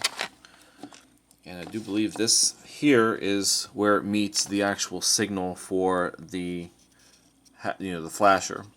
Based on what I'm seeing here, this up and down movement, and the fact that the connector goes onto that side there. So we're gonna clean this off. It actually looks kind of gross. There's old grease on there.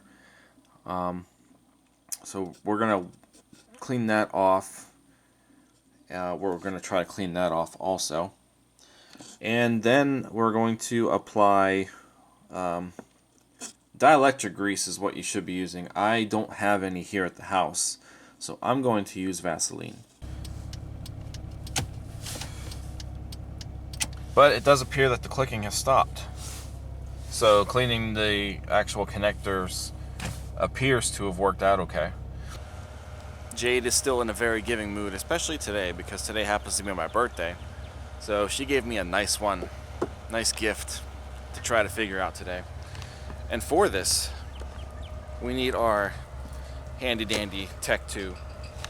However, this is the last weekend that I get to use the Tech 2 because I only have 2 more days of class next week, and that's it. I'm done. I really want to get one of these though. However, 3 times today, we've got the analog, track off, and service vehicle soon lights. Ooh, this is a good one. Now, the ABS light and the track off light, I know those will illuminate for sure if you have a bad wheel hub. With these cars, the speed sensors are built into each wheel hub. The light that's throwing me off is the service vehicle soon light, and the only other time we've seen that light with this particular car is when we had a bad relay for the automatic headlights at night. And I talked about that a little bit in that vlog, like what, back in July or August when I first bought this car. We put a relay in and that canceled that light. So the service vehicle soon in this situation, I'm assuming, is trying to lead me to maybe an actual electrical issue. So that could be a possibility. Maybe there is a maybe some sort of harness or something, a connector. We've had some pretty rough weather around here lately, and I have been driving this car a lot due to the fact that it's got better tires than the Fusion, which I took out for the first time in like a week yesterday when the roads were actually dry for a little bit. No diagnostic trouble codes. Well, that's interesting. Let's do history. The lights are still on. Why wouldn't there be any? Oh, look at that. Okay, left front wheel speed sensor, circuit open or shorted. I want to see if I can see maybe the wire connector. Probably not. I see the hose. Oh, okay, it's down there. It's on the control arm. I should have known that. Oh, everything's wet. Alright, so it's in there. Alright. Shake the harness around. Oh, that's right up against that bottom of that control arm.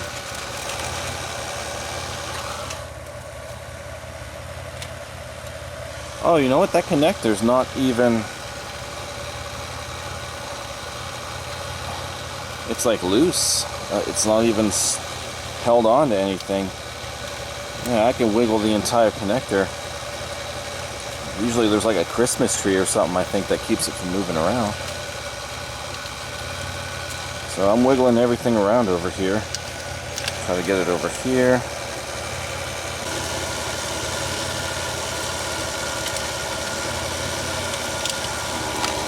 Still can't see it, but I don't know, that whole connector moves around quite a bit. We'll save it for another day, I suppose. Alright, so we cleared our codes. I am going to take it out for a drive just to see if they come back. I'm going to gun it here, see if our traction control is working. Traction is working. Alright. ABS is working also. So both of our systems are back online. And I just got to find a place to go where I don't have that many stops. Maybe a couple of bumps. A couple of bumps in the road. Nothing. It appears to be doing fine now, and I don't know, intermittent issues are one of the worst things that you can have when you're trying to diagnose a vehicle. Maybe when I shook the harness, maybe, like I said, maybe it cleared something out of the connector. I don't know, there could be many things that contribute to that. But if the problem still exists, it eventually will show its head again, I'm sure, and we will go from there. But at least that kind of gave me an idea of what to look towards. Keep that in the back of my mind. Who needs a box cutter? Oh, apparently I do. But I like that they shipped it in a pretty decent sized box. That way nothing gets ruined. Oh, look at that. Nicely packaged. Very protected. I love it. There it is. Lots of bubble wrap to torture the cats with. Alright. Well, here it is. Alright, and here it is. Fresh out of the box. Put a note on it with their phone number and stuff saying that, you know, removing the chip will damage the unit. We do need to program this into the car to get it to work. So I knew that, obviously, going into that. That is why I opted to not buy a unlocked model. I decided to buy this one. That we have to actually do it the correct way and program it into the car. Alright, so here's the front of it, and it looks really good. Actually, you know, I did save the pictures from the internet, from their ad listing, because I just wanted to make sure they were going to send me the exact same stereo that I was looking at. This came from Stereo Squad, LLC, in Aurora, Colorado. I'm not really sponsoring them or anything, but that is how I found this. Alright, so this, you guys have seen this before. We'll just do it again just for the heck of it.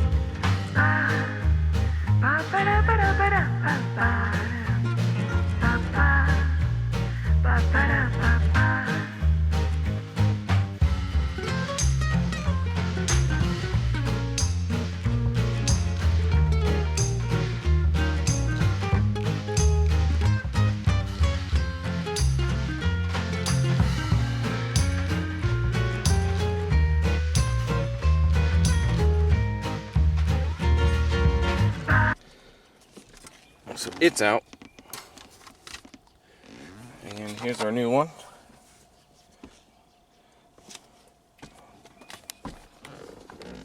Plug that one in first. When we plug this in, we should hear the CD drive at least like reset. Nice. Oop, I hit the button and the clock lit up. Yay! Alright. We'll just have it sit there for a moment. Just out of curiosity.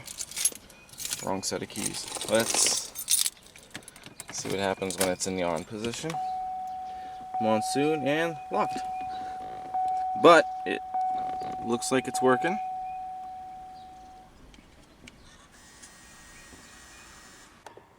Let's try it again. Alright, so U1Q and U85 is what we want.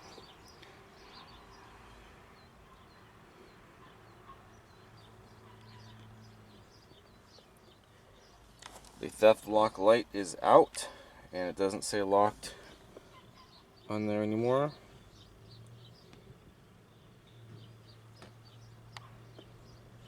Test completed successfully. It's done, it's in. You know, we'll give it some time. And, I don't know. I guess that's really it. We were able to program it with the Tech 2 and kind of seen how easy and fast that was. Everything else seems to be working. Theft light on the new stereo is blinking periodically, so it's active as it should be. And that's it. I didn't try the cassette player yet, but I'll hold off on that. I'm not 100% concerned about that. From that, they give me all of the stats about the particular Grand Am for 2003. They said there were only 14,066 2003 Grand Am GT coupes made. You know, so only 14,066 coupes were made, GT models, in 2003. The green is the second rarest color for the 2003 GT. Only 694 were made with the polo green metallic. The sunburst orange was the rarest, they said. I'm actually kind of surprised. 378 of them were made in the sunburst orange. I've seen a lot more orange Grand Ams than I have the green ones, but I will say I have not seen very many coupes that are orange than I have, the green. So maybe that's it. They're very rare when it comes to the coupes. That was actually one of the colors I was looking for, by the way. The first Grand Am that I wanted to buy off of a Facebook user was actually the orange, and I really was hoping that was going to work out.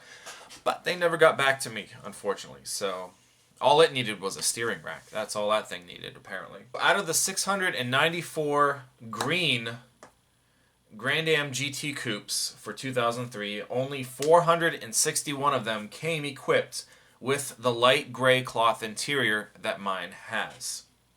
And out of that 461 green Grand Am GT coupes with the light gray cloth interior, only 93 of them had the sunroof.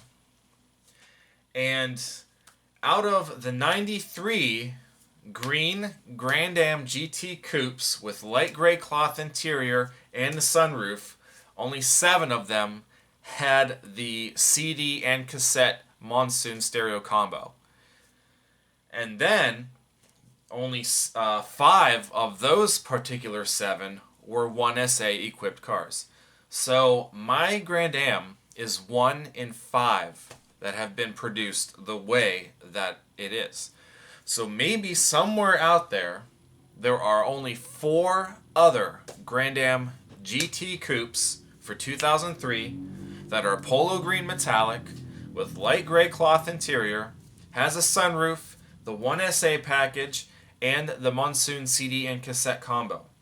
There's only 4 other ones out there. Maybe. Maybe they're not even out there anymore. So I have 1 in 5. And I thought that that was actually a very interesting thing to find out. Not as rare as my Aztec, apparently, which was 1 in 2. But 1 in 5 is still pretty cool.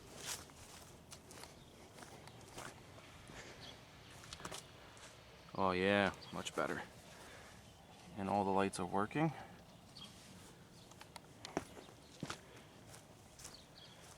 Check the turn signal.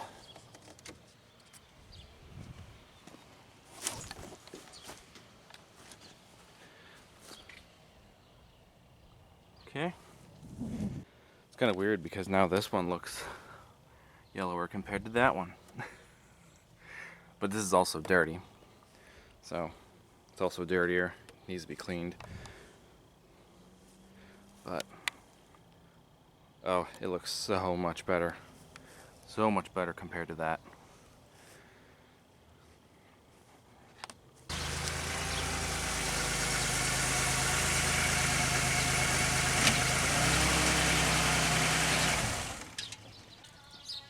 Oh yeah, it's time.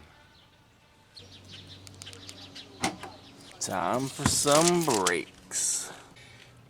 And I bought this little handy dandy pry bar at Walmart for $6 on clearance.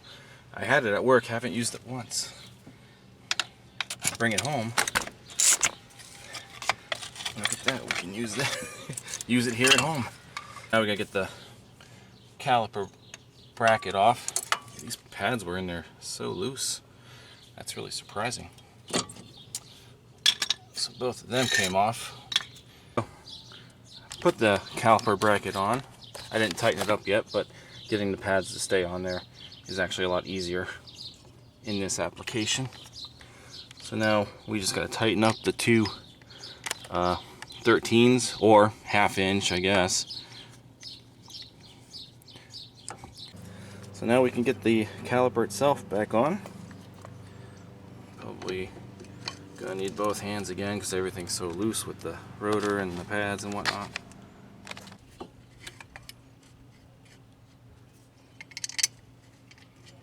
Get that threaded in.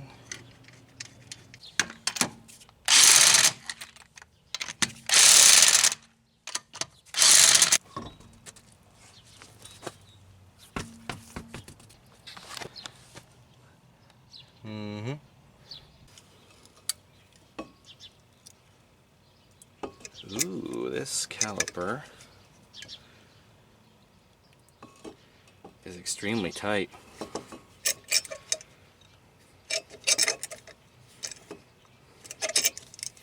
Can't even get a good grip on this little tool. Let's see.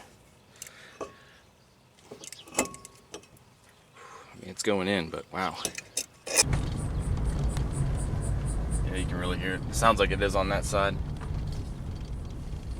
Yeah, you can hear it when it's up against the woods over here. Like a little chirp. But I didn't really want to do this, but we're going to replace the caliper today. So let's go ahead and get this wheel off, and let's get everything disassembled yet again.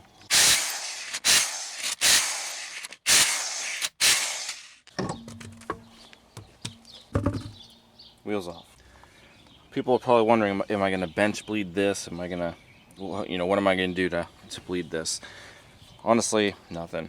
I'm going to put it on, let it gravity bleed, because, you know, I'm just going to let it do what it can, and then we're going to bleed it the old-fashioned way with, you know, somebody in the car doing the brake pedal, and we're going to open the bleeder, let the air out. Eventually, it's just going to end up being just a typical brake bleeding job.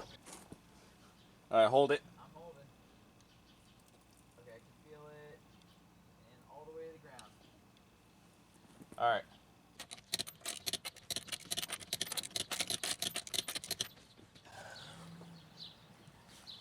I think we fixed it, guys. And the brakes, they feel good. Brake pressure's still there, so I don't think we're losing any fluid. So that caliper for sure was just sticking and rubbing up against that new rotor, and it was gonna fry those within a matter of drives. And at that point, when I went to go start it, it almost didn't want to start at all. And that was the first time that I was really convinced maybe it is the battery. It just did not want to go. It did not want to turn over. The lights actually got dim on the dash. Everything kind of died for a moment while I was trying to crank it, and that's why I was starting to think maybe it is the battery. So once we get this on, that'll turn on. So this battery, as you can see, is sitting at 12.76 volts. It's actually a tad over. 12.6 is that perfect charge. So we'll select this, cold crank amps, 630. We remembered it from earlier. So if we hit enter, it might not work right away, but it's gonna test it. Testing, bad. That battery only put out 500 cold cranking amps. So wouldn't you know it, it is the battery. The battery's bad. And here, all this time, because this battery, like I said, is probably, what, 2 years old? I was not thinking the battery was going to be my issue. But there it is. And look, it still is over 12.7 volts.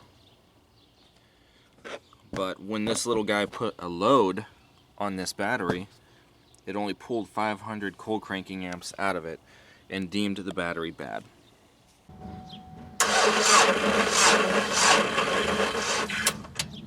So I guess, you know, the moral of the story here is just because a battery is brand new, or at least, you know, a few years old at best, doesn't necessarily mean that it's going to last as long as it should. Ironically enough, I ended up getting another AC Delco battery. It did test good at the junkyard. So we'll obviously test it again. I did buy a short warranty with it in case it's no good, but it did test good at the junkyard, so we're going to throw it in.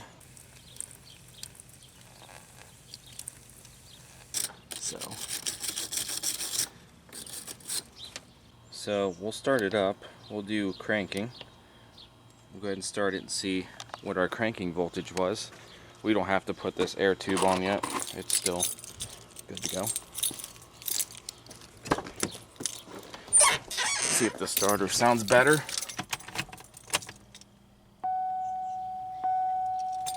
everything reset, of course. Here we go.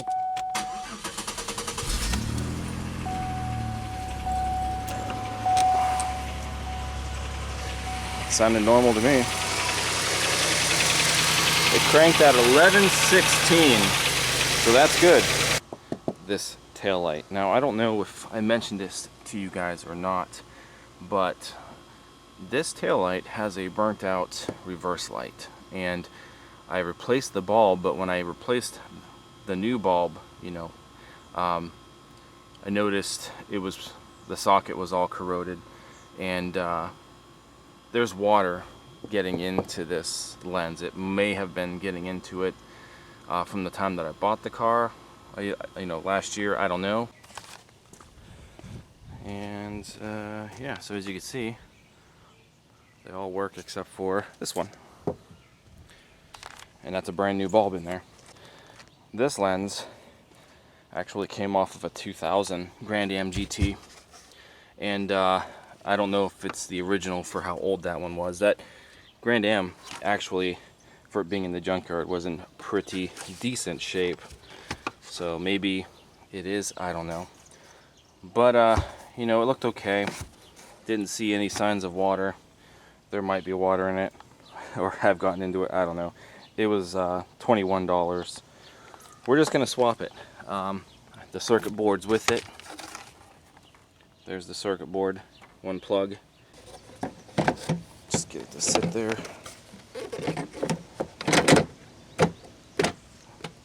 Okay. It needs cleaned up, obviously. Let's try the same thing here. Actually, let's do this. We're gonna put the headlights on, put the hazards on. Oops, wrong button. And throw it in reverse.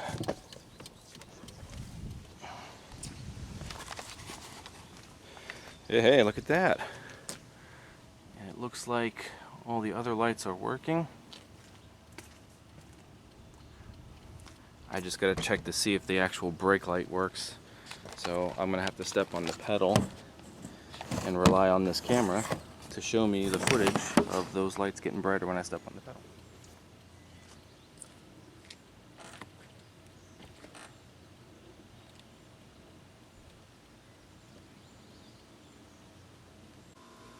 And judging from what I just saw, it's good. So that's one more minor repair that we have corrected for my poor little Grand Am. So guys, if you enjoyed this vlog, give it a thumbs up, comment, subscribe. Check out teespring.com/store/bikesvideo spotlight for all of your MVS and vlog merchandise. I'll see you guys next time, and thank you so much for watching. Take care.